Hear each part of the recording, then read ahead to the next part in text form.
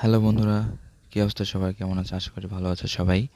আমি আজকে চলে আসছি পাবনা জেলার চাটমোহরের বহসা ব্রিজ অর্থাৎ কুটুমবাড়ি রেস্টুরেন্ট।